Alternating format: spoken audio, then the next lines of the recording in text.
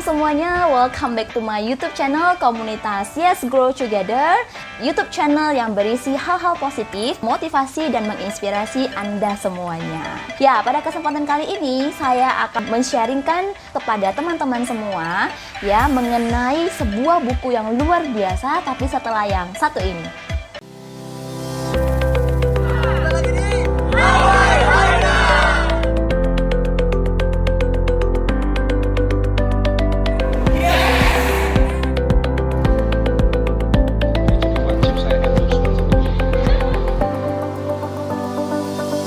Baik, teman-teman semua, sahabat entrepreneur, pada kesempatan kali ini saya akan men-sharingkan atau mereview isi dari buku yang sudah tidak kalah tenarnya ya dengan kaos yang saya pakai, Success Before 30 ya. Teman-teman semua pastinya juga sudah kenal dengan YouTube channel Success Before 30 yang foundernya adalah mentor saya sendiri, Bapak Chandra Putra Negara. Jadi pada kesempatan kali ini saya ingin mereview sedikit ya mengenai isi yang ada di dalam buku Badai Pasti Berlalu yang tentunya menginspirasi teman-teman semuanya. Topik yang saya angkat pada kesempatan kali ini adalah bagaimana kita bisa menciptakan kebiasaan positif di dalam kehidupan kita ya. Tentunya untuk menciptakan sebuah kebiasaan positif itu tidak mudah, apalagi kalau kita sudah sering bergosip, kita sudah sering menyinyir, kita sudah sering pantengin Instagram orang. Wah, enak ya, pacarnya baik ya, wah enak ya, makanannya enak ya, setiap hari jalan-jalan nggak pernah kerja ya. Waduh ya, jangan ya. Nah, jangan lagi dilanjutkan kebiasaan-kebiasaan seperti itu. Kenapa? Karena kebiasaan-kebiasaan seperti itu biasanya akan mengakibatkan ya pikiran kita itu juga menjadi buruk, juga menjadi negative thinking ya teman-teman semua. Kita akan secara automatically ya membandingkan kehidupan kita dengan kehidupannya orang lain. Padahal kita tahu kehidupan setiap orang itu pasti berbeda karena kita memiliki proses yang berbeda-beda ya. Nah, jadi tentu ya untuk mengubah kebiasaan seperti ini, untuk menjadi pribadi yang lebih positif itu tidak mudah. Tapi ingat ya, tidak mudah bukan berarti tidak bisa ya, karena hal yang tidak mudah itu pun pasti bisa untuk diubah. Saya punya 7 cara ya yang saya kutip dari buku Badai Pasti Berlalu, dan 7 cara ini juga dikutip dari sebuah buku yang luar biasa, yaitu dari buku 7 Habits ya. Mungkin kalau teman-teman sudah pernah baca, silakan komentar di kolom bawah ya. Ditulis oleh Stephen Covey ya. Nah, jadi luar biasa sekali ya teman-teman. Kenapa saya suka mereview buku Badai Pasti Berlalu ya. Tapi mungkin ini adalah video pertama saya di YouTube channel saya mereview buku Badai Pasti Berlalu, karena sebelumnya review-reviewan saya itu hanya masih saya posting di Instagram ya. Pada kesempatan kali ini saya ingin sharing kepada teman-teman yang ada di YouTube ya, supaya Anda juga tahu isi dari buku Badai Pasti Berlalu yang luar biasa. Kenapa hayo saya bilang ini luar biasa? Karena buku Badai Pasti Berlalu ini berisi banyak sekali ringkasan-ringkasan yang tentunya yang sudah dikaji dengan sedemikian rupa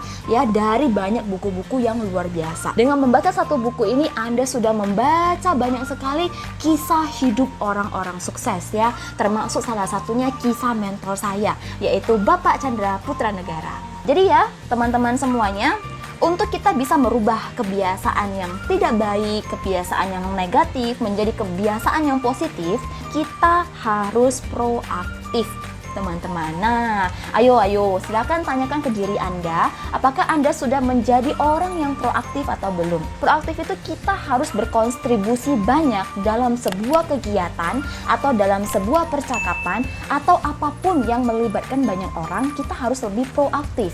Kenapa? Karena dengan kita lebih proaktif ya, kita juga akan mendapatkan energi-energi yang positif dari orang-orang di sekitaran kita. Baik itu mau melalui media online, baik itu melalui offline ya. Dengan kita proaktif, kita akan lebih mendapatkan energi. Selain itu kita akan lebih dikenal ya, sehingga kita membangun banyak channel dengan banyak orang. Channel di sini bukan channel YouTube ya teman-teman, tetapi channel yang saya maksud adalah hubungan sosial dengan orang lain, seperti itu ya. Yang kedua ya, mulailah dengan hasil akhir ya. Nah, ini banyak sekali orang-orang yang hanya fokus pada masalah, teman-teman ya. Di buku Badai Pasti Berlalu ini ya ditulis bahwa kalau orang-orang yang bisa ya, yang pertama tadi proaktif, kemudian yang kedua itu adalah punya pemikiran memulai dengan hasil akhir, itu pasti rata-rata capai apa yang mereka inginkan. Kenapa? Karena mereka tidak fokus pada prosesnya, mereka fokus pada hasil akhir, tetapi mereka justru menikmati prosesnya. Contohnya, seperti ketika mungkin teman-teman ingin mendekati seorang wanita, teman-teman adalah seorang pria. Kenapa saya pakai contoh ini? Karena contoh pria dan wanita itu paling gampang masuk ke dalam pikiran kita ya. Apakah Anda fokus pada ketika Anda kejar wanita tersebut Anda mandi hujan, ketika Anda kejar wanita tersebut Anda harus sakit ini, sakit itu, ya kan, habis uang, nonton bioskop, segala macam. Apakah Anda fokus pada itu? Tentunya tidak. Karena fokus Anda adalah saya akan menjadi pacarnya, saya akan menjadi suaminya. Benar ya? Nah, kalau benar ya teman-teman, silahkan tulis di kolom komen di menit keberapa ya, bahwa apa yang saya katakan itu adalah benar dengan apa yang terjadi dengan diri Anda ya. Nah, seperti itu ya. Jadi kita hanya fokus pada hasil akhir ya. Nah, tapi bayangkan kalau Anda hanya fokus pada kesusahannya Anda, waktu Anda harus habisin uang, ketika Anda harus kehujanan untuk datang ke rumah si wanita tersebut, saya rasa Anda tidak akan bisa sukses ya dalam proses pendekatan tersebut. Oke, nah, langsung aja kita lanjut ke yang nomor ketiga ya. Yang ketiga adalah mendahulukan yang utama dan yang penting. Menjadi sebuah hal ya yang sering terjadi bukan hanya untuk anak muda, tetapi juga bagi orang-orang dewasa itu juga sering ini menjadi sebuah masalah. Mungkin kalau orang yang sudah dewasa ya, yang sudah usianya mungkin 25 tahun ke atas, mereka sudah proaktif, mereka paham melihat ke hasil akhir, tapi masih belum bisa mendahulukan apa yang penting dan apa yang utama, atau yang saya sebut prioritas. Kalau kita tidak bisa membuat sebuah prioritas, artinya kita tidak bisa membuat sebuah perencanaan. Kalau kita tidak ada sebuah perencanaan, otomatis kacau ya. Akan lebih sulit lagi untuk bisa mencapai apa yang kita inginkan, seperti itu ya. Nah, contoh ya, mungkin teman-teman sudah tulis tuh ya di buku, saya mau kerjakan ini segala macam. Dan di dalam pikiran itu sudah banyak banget yang kita mau kerjakan pada hari besok ya. Tapi ternyata pada keesokan harinya dari jam 7 pagi sampai dengan jam 7 malam tidak ada satu hal pun yang terselesaikan. Akibat apa?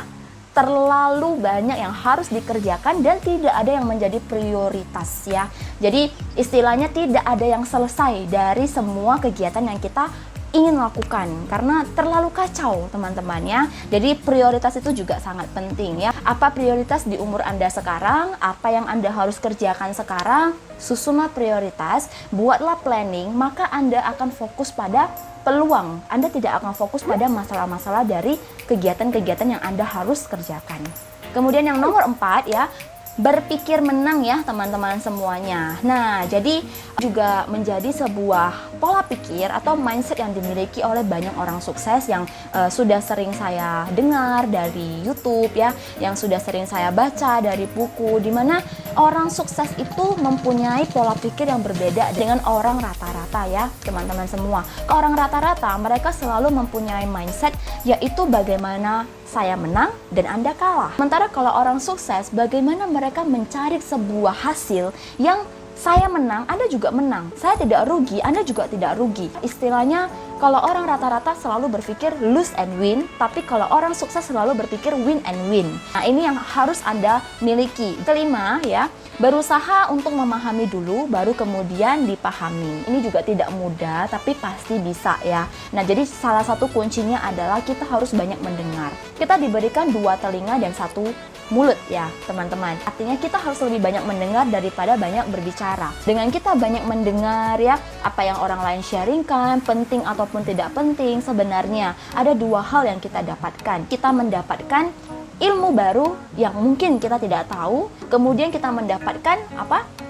informasi yang membuat kita itu menjadi lebih paham dengan orang tersebut ya. Entah mungkin dari kondisi yang tadinya kita nggak paham lalu diceritakan oleh orang tersebut, kita menjadi lebih paham. Kuncinya untuk kita bisa lebih memahami, kita harus menjadi orang yang mau mendengar, mau menerima nasihat, mau mendengar apa masukan-masukan dari orang-orang yang kita tahu bahwa mereka itu orang yang lebih benar ya. Jadi kalau misalnya ya teman-teman itu nonton misalnya YouTube channel Success Before 30 ya, situ mentor saya Bapak Chandra Putra Negara sering memberikan banyak kiat-kiat dan masukan untuk anak-anak muda Indonesia.